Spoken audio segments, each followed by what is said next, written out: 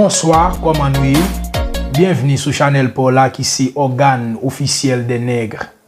Son Chanel qui est créé pour promouvoir l'éducation, la culture, la philosophie des noirs.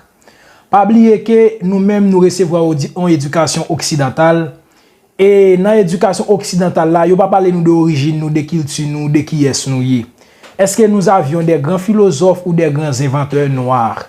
Ou même qui ignorant de tout bagay sa yo, moi invite à abonner à Chanel, organe officiel des nègres pour informer de tout bagay sa yo.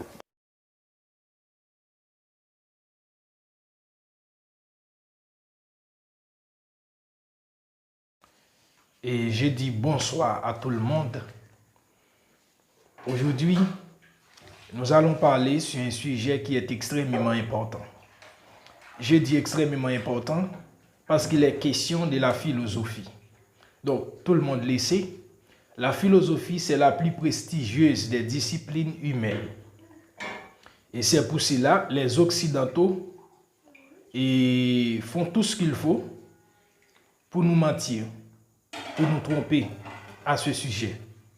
Et c'est pourquoi aujourd'hui, nous avons pris la résolution de remonter aux vraies sources de la philosophie et de la littérature.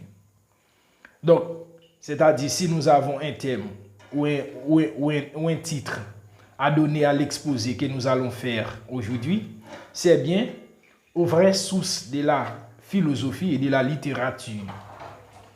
Donc, on nous a appris à l'école que la philosophie a été née en Occident, à Athènes, en Ionie, en contemplant les œuvres d'Hésiode et d'Homère. On dit que les premiers philosophes sont Thalès, Anaximandre, Anaximène. Et ces trois philosophes-là sont les fondateurs de l'école de Milet. On dit qu'ils posent comme problème, c'est-à-dire ils posent ces questions. Qu'est-ce que l'être? Le monde est-il éternel ou périssable? D'où vient-il? Existe-t-il un créateur? Qui suis-je? Etc. Et selon les historiens de la philosophie, Thalès serait le premier philosophe du monde. On dit que pour Thalès, la chair est l'eau, principe de la nature humide qui comprend en soi toutes choses. On dit que Thalès est le premier philosophe, nous allons voir cela tout à l'heure. Pour Anaximandre, la chair c'est l'infini, principe des principes inengendrés indéterminés. Pour Anaximène, la chair c'est l'air, producteur s'étendant à l'infini, pénétrant toutes choses et tout être, âme et souffle du monde. En effet, on nous fait croire que ces philosophes sont des héritiers directs des sept sages de la Grèce antique. Et comme vous le savez déjà, ces sept sages sont Bias de Priam, Chilon de Sparte, Cléobile de Lindor, Périnandre de Corinthe, Pythagore de Mytilène, Solon d'Athènes, Thalès de Milet. Donc, c'est ça.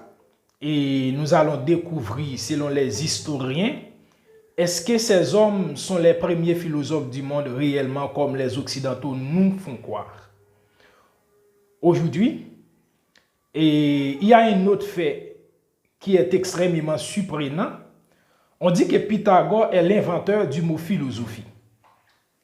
Il est l'inventeur du théorème du carré de l'hypoténuse. La légende fait comprendre, et pendant que Pythagore est revenant d'Italie, il y a un ami qui lui a posé une question. Et comme quoi, l'ami lui dit, êtes-vous sage? On dit que Pythagore lui répondit, je ne le suis pas, mais je suis l'ami de la sagesse.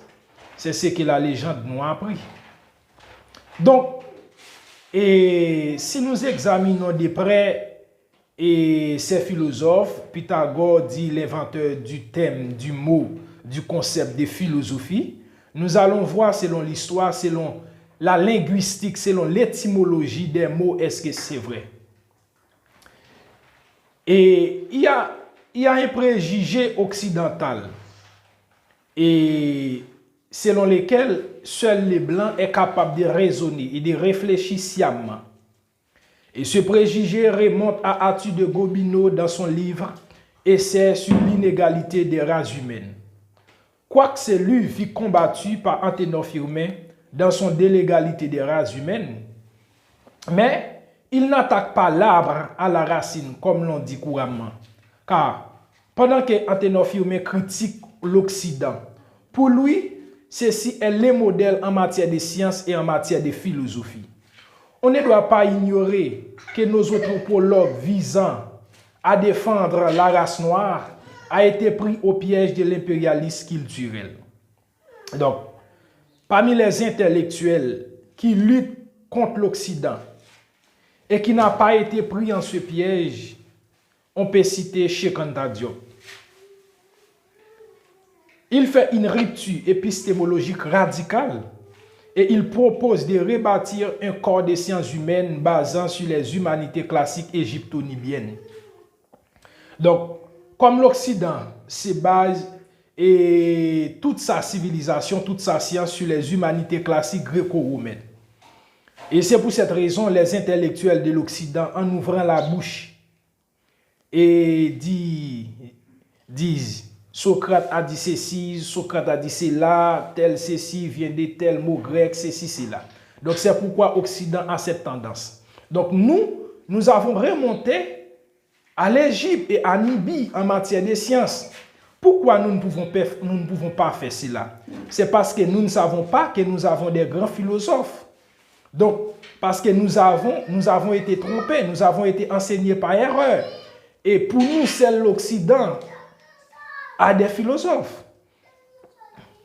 Donc, et nous devons remonter à Soudan méroïtique, c'est-à-dire la Grande Éthiopie et l'Égypte.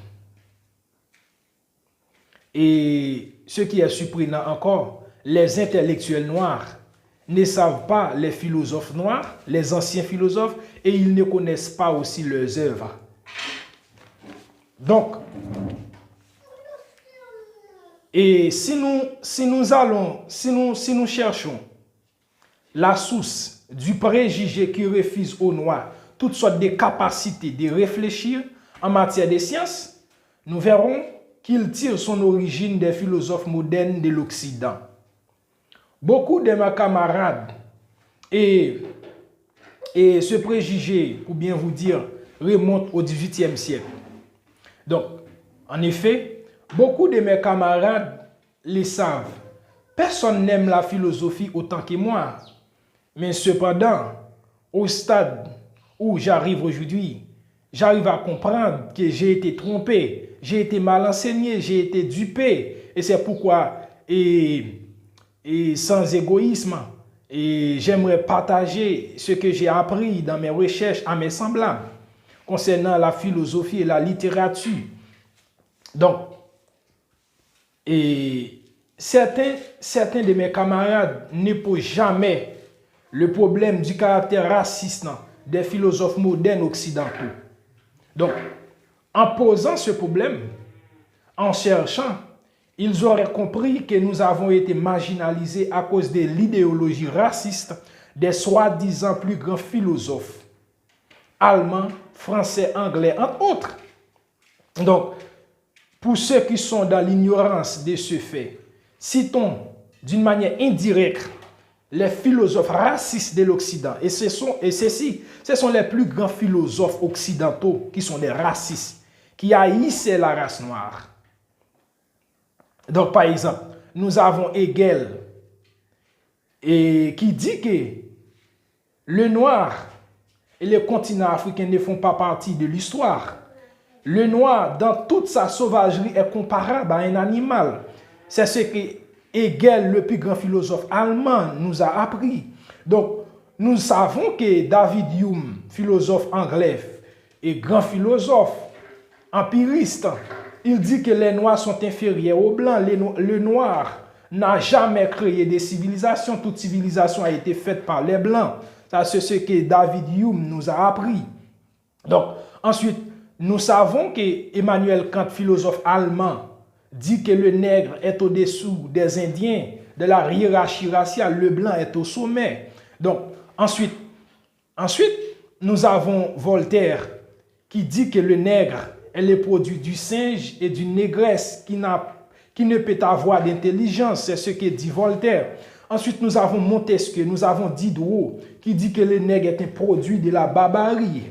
Ensuite, nous avons Buffon, biologiste, naturaliste, qui dit que le nègre n'est pas un homme, mais le nègre est une bête, un animal.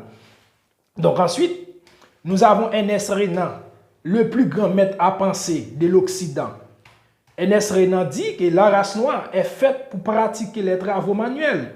Il n'y aura jamais un homme comme Albert Einstein issu de la race noire. Et c'est ce que Ernest Renan nous dit. Et ce que je viens de dire là n'est pas surprenant. Si vous voulez, vous pouvez aller consulter le livre d'Aimé Césaire titré « Discours sur le colonialisme, discours sur la négritude ». Et Aimé Césaire a fait les points au sujet de cela. Donc,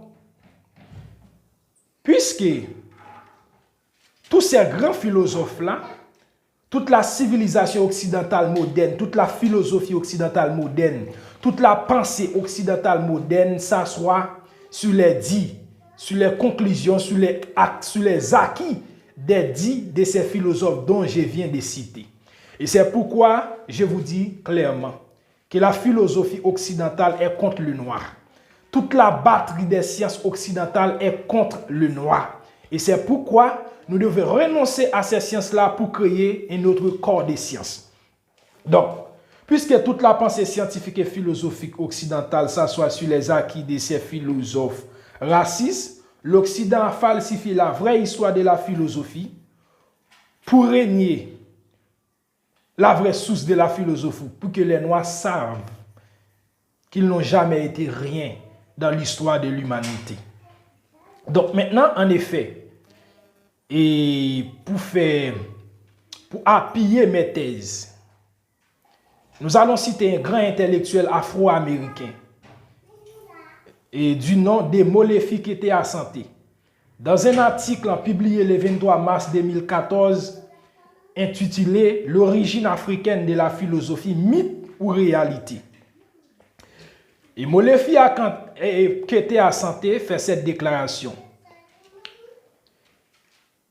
Il existe une croyance communément admise chez les Blancs selon laquelle la philosophie provient des Grecs. Cette idée est si répandue que la plupart des livres consacrés à celle-ci font tout commencer avec les Grecs. Comme si les Grecs servaient des points de repère pour tous les autres peuples quand il s'agit de discourir au sujet des concepts de beauté, d'art, de numérologie, de sculpture, de médecine et d'organisation sociale. En fait, ces dogmes occupent une position centrale dans les systèmes académiques occidentaux.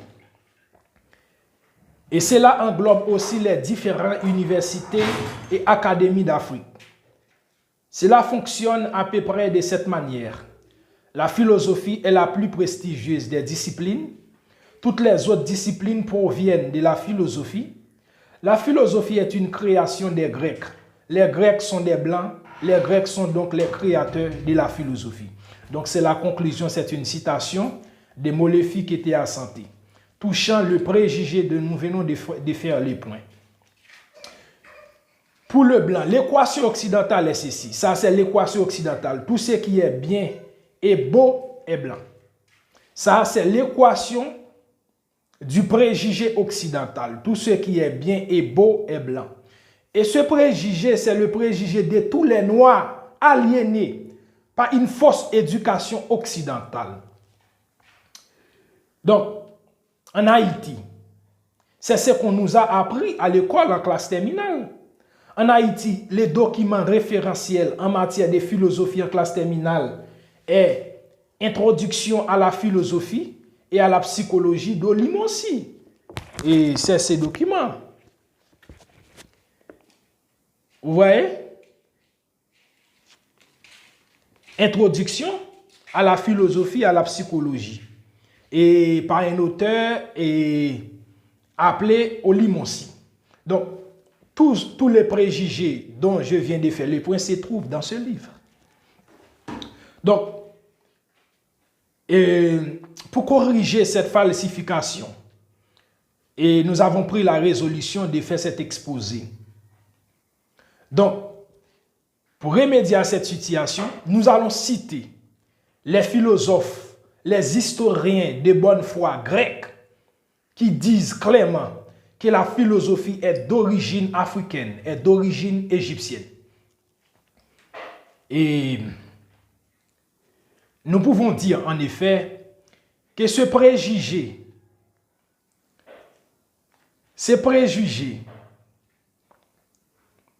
visant ou bien refusant toute pensée qui veut faire naître la philosophie parmi les barbares ou non-grecs a été remonté à Diogène Laërce dans son livre célèbre titré « Vie, doctrine et sentence des philosophes de l'Antiquité ». Dans ce livre, Diogène Laërce refuse toute pensée qui veut faire comprendre que la philosophie a été née parmi les barbares ou les non-grecs. Donc, on peut dire que à partir de cette erreur Diogène Laërce, tous les historiens occidentaux de la philosophie courent sur la même voie erronée. Donc, et c'est pour cela, Simone Weil a grandement raison en disant « Croire en l'histoire officielle, c'est croire des criminels sur parole. Croire en histoire officielle, c'est croire des criminels sur parole. » Citons en effet les historiens de bonne foi pour trancher la question. Donc, en effet, Diodore de Sicile, historien grec, dans un ouvrage titré de l'Égypte, dit ceci. Ceux qui sont honorés parmi les Grecs pour leur intelligence et leur savoir allaient en Égypte durant les temps anciens où ils s'imprégnaient des us et des coutumes du pays, tout en recevant des enseignements. Les prêtres d'Égypte ont conservé dans leur texte sacré le fait que dans les temps anciens, ils reçurent la visite d'Orphée, Misaïos, Mélampos, Dédale avant les poètes Homère, Lycurgue, Despatie, Solon, l'Athénien et Platon le philosophe, Pythagore de Samos, ainsi que le mathématicien Eudoxe, aussi bien que Démocrite d'Abdère et Oyénopide de Chios. Donc ça, c'est une citation de Diodore de Sicile qui dit que les prêtres de l'Égypte ont conservé dans les annales les noms de ces philosophes dont nous venons de citer et qui allaient étudier chez eux. Donc, il y a un grand savant grec qui dit de son propre gré, et je crois que c'est Isocrate, il dit de son propre gré dans son livre titré Busiris, j'ai étudié la philosophie et la médecine en Égypte. Ça, c'est Isocrate qui le dit avec sa propre bouche. C'est lui qui le dit. Il dit, j'ai étudié la philosophie et la médecine en Égypte. Si Isocrate étudiait la philosophie en Égypte, pourquoi la philosophie n'a pas été née en Égypte, mais en Grèce? Mais pourquoi Isocrate n'étudiait pas la philosophie, la médecine en Grèce, dans sa pays natal? C'est pourquoi? C'est parce que la Grèce n'a jamais été le berceau de la philosophie et des sciences. Donc,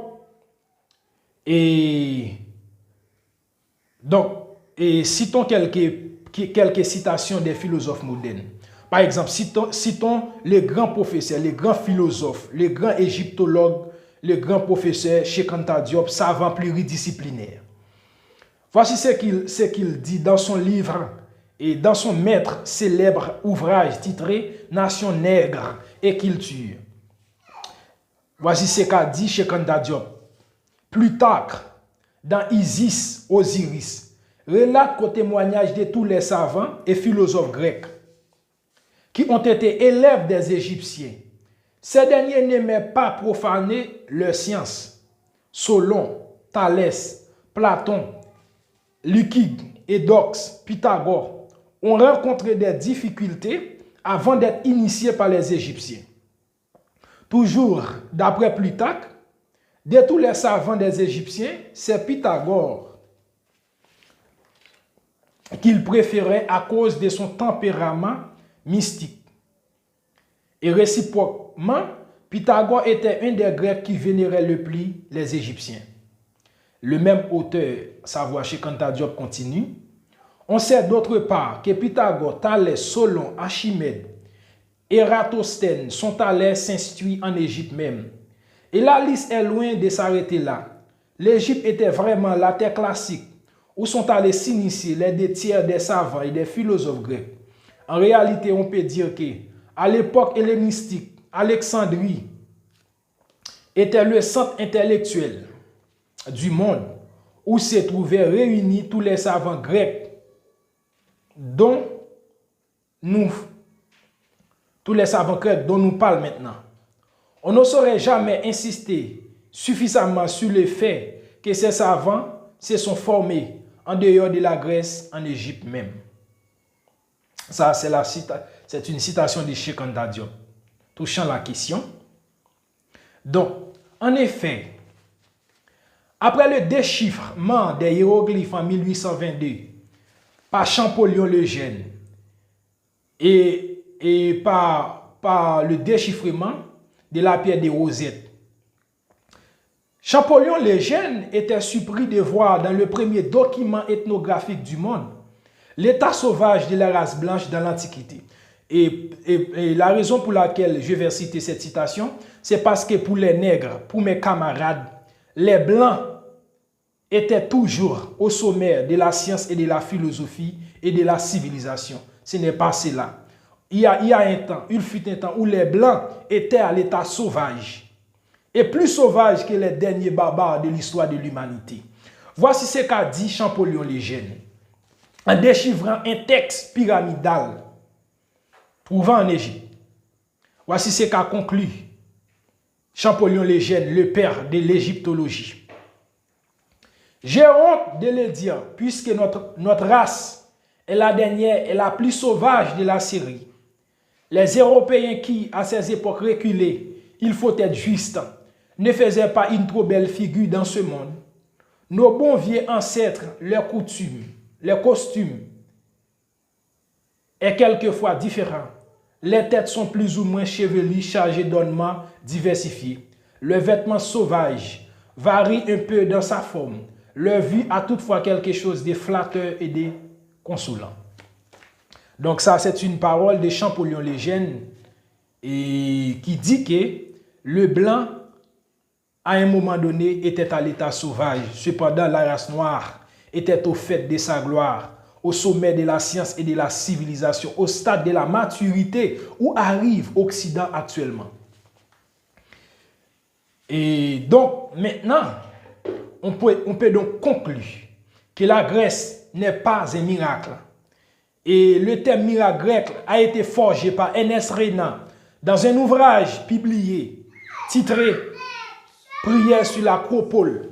Et dans cet ouvrage, Ernest Renan a forgé le terme miracle grec pour dire que le grec a tout inventé, le grec a tout fait ex nihilo. Ça, c'est une fausseté. Et la philosophie grecque, la science grecque n'est pas un miracle.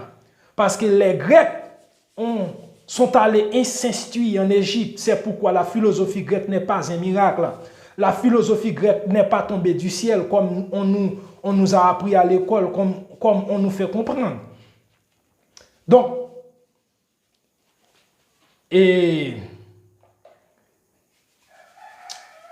en effet, lorsque le préjugé selon lequel le nègre est une apte à la science a pris naissance, il y a toujours des savants de bonne foi parmi les Occidentaux. Et c'est pourquoi nous, les nègres, nous devons apprécier le fort, le courage, l'objectivité de ces savants de bonne foi et à peau blanche. Donc, il y a un grand savant de bonne foi du nom de Volney. En pleine période de l'esclavage, a visité l'Égypte. En revenant d'Égypte, il a publié un ouvrage intitulé « Voyage en Syrie et en Égypte », dans lequel il dit ceci.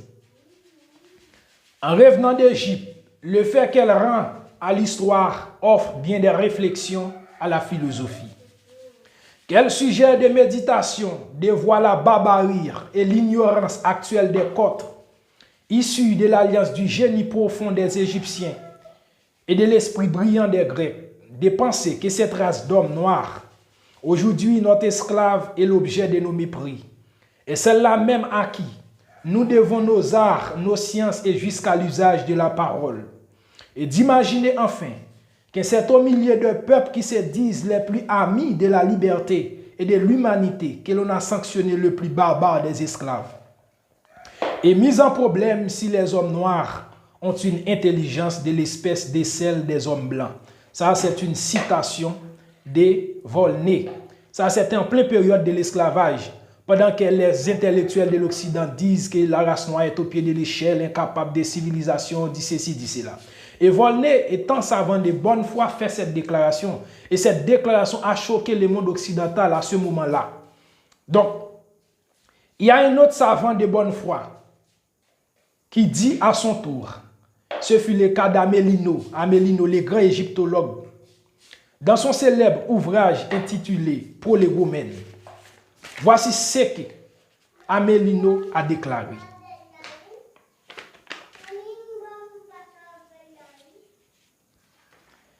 Je vis alors, et clairement vu, que les systèmes les plus fameux de la Grèce, notamment ceux de Platon et d'Aristote, avaient eu l'Égypte pour berceau.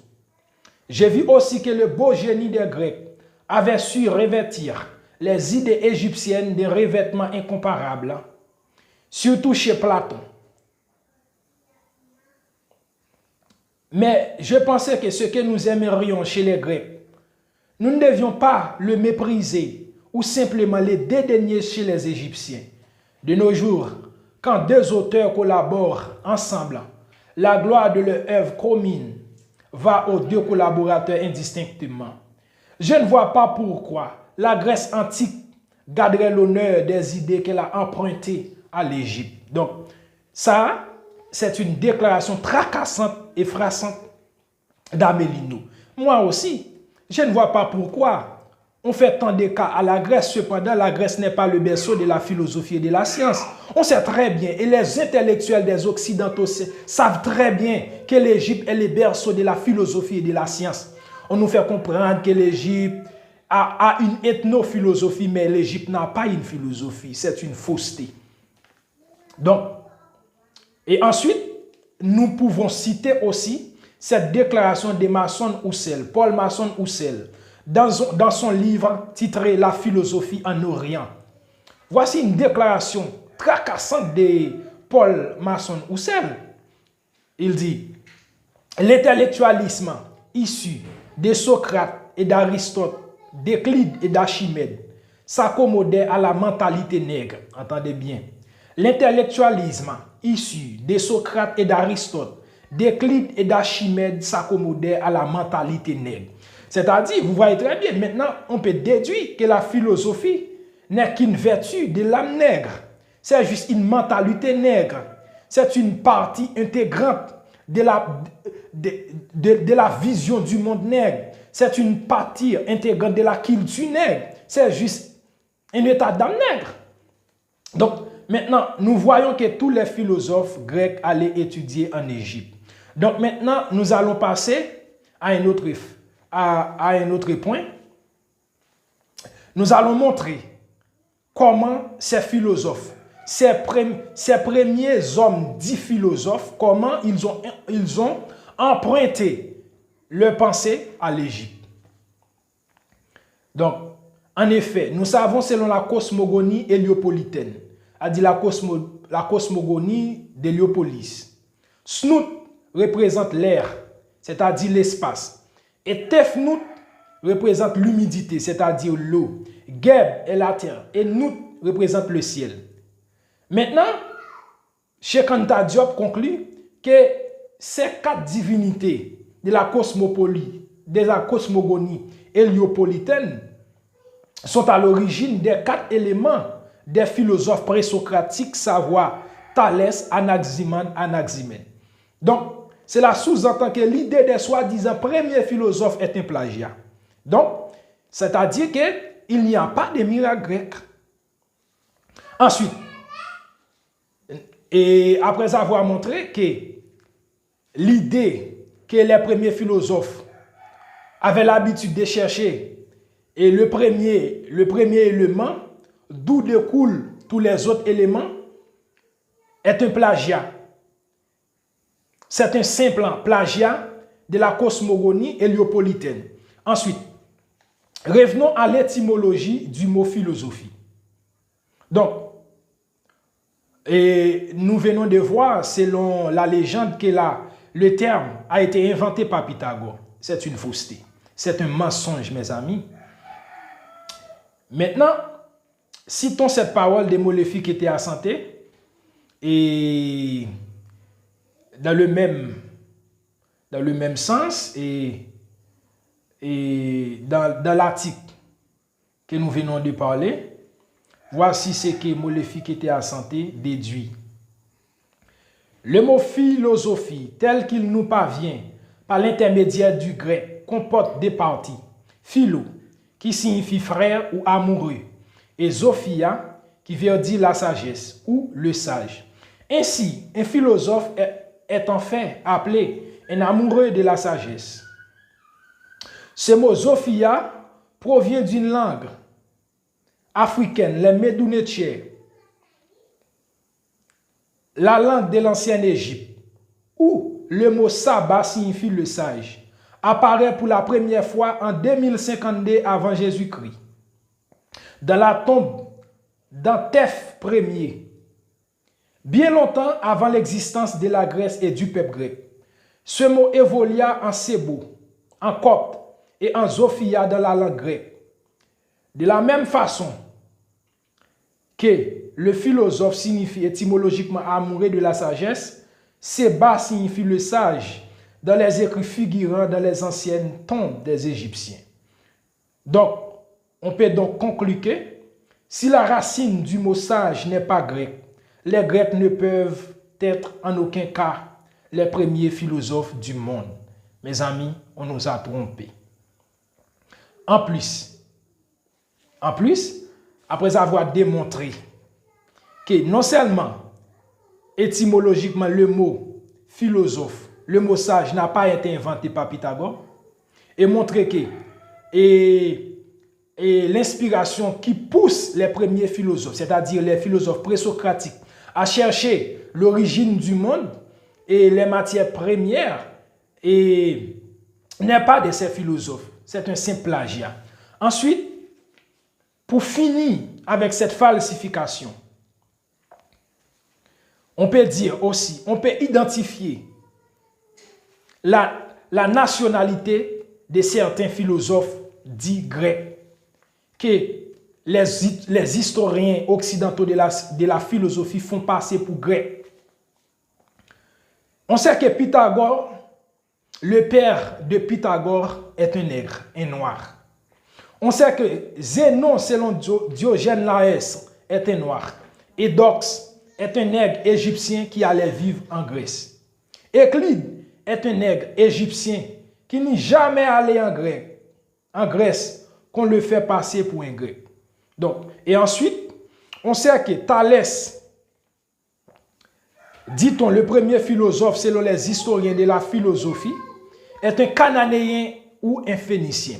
Donc, n'oubliez pas, lorsqu'on dit cananéen, et selon la Bible, Canaan, c'est un nègre. Canaan, c'est l'ancêtre des Noirs. Canaan, c'est un descendant des Cam. Donc, si Thalès est un phénicien, cela voudrait dire, cela sous-entend que Thalès est un nègre. Thalès est un noir. Donc, et ce que je viens de dire là n'est pas surprenant. Platon l'a dit. Hérodote, le père de l'histoire, l'a dit. Hérodote a dit que Thalès est un cananéen. Platon, le grand philosophe, a dit que Thalès est un cananéen. Donc, et j'espère que vous allez admettre que vous avez été trompé, vous avez été mal enseigné, vous avez été mal éduqué, vous avez été enseigné, vous avez été instruit par erreur. Donc, il y a un autre effet encore. Maintenant, cela peut vous surprendre. Je vais citer les noms des professeurs nègres, professeurs noirs égyptiens de quelques philosophes grecs. Fait surprenant. Et le professeur égyptien nègre de Solon, le législateur grec, son professeur nègre égyptien était Sonchis. Son professeur nègre égyptien était appelé Sonchis. Et ensuite, on sait que Pythagore, son professeur nègre, ça veut dire un noir, professeur de Pythagore, fut appelé Ounefe ou Ayounephis selon les Grecs. Ounefe, c'est la connotation égyptienne, et Ayounephis pour les Grecs. Donc, on sait que le professeur nègre de Platon fut appelé Sakloun Nefe. Sakloun Nefe, c'est le nom égyptien, et Seknophis, c'est le nom grécisé, ça veut dire c'est le nom hellénisé. Donc, on sait que le professeur nègre, le professeur égyptien de Démocrite, et fut appelé Pamenès. Pamenès, c'est le nom nègre, c'est le nom égyptien, et Pamouna, c'est le nom grécisé, c'est le nom hellénisé de Pamenès. Donc, on sait en effet, le professeur d'Étalès, professeur nègre d'Étalès, fut appelé Neuxémès. Neuxémès, professeur nègre, aponois nègre, cheveux crépus d'Étalès. Donc, c'est pourquoi moi, je conclus que les Grecs, les Blancs, n'ont jamais été les auteurs de la philosophie. Et ils n'ont jamais été les premiers philosophes du monde. Donc, pour vous choquer, pour vous surprendre, et comme vous l'ignorez, je vais citer quelques noms des anciens sages philosophes égyptiens, nègres égyptiens. Il y en a beaucoup, mais je vais citer seulement ces noms-là sous l'autorité des moléfiques qui étaient à santé. On sait que Imhotep de Memphis, le grand philosophe nègre égyptien, c'est un philosophe, Imhotep. Le nom, vous savez seulement Platon, Aristote, Démocrite, mais vous ne savez pas le nom des anciens philosophes de vos ancêtres.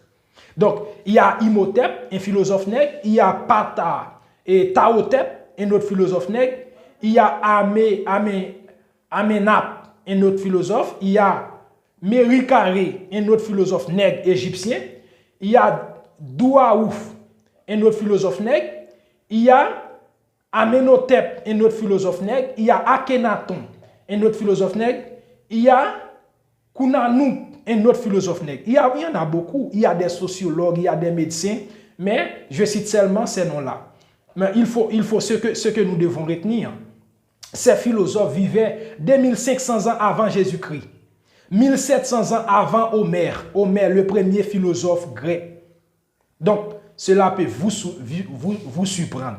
Donc, maintenant, nous pouvons conclure que la philosophie est d'origine nègre. La philosophie est d'origine égyptienne. Donc, comme au commencement, nous avons parlé de l'origine de la philosophie et de la littérature, comme nous venons de parler de la philosophie maintenant, nous allons parler dans une autre partie de l'origine de la littérature pour faire continuité à ce sujet, titré « Aux vraies sources de la philosophie et de la littérature ». Merci.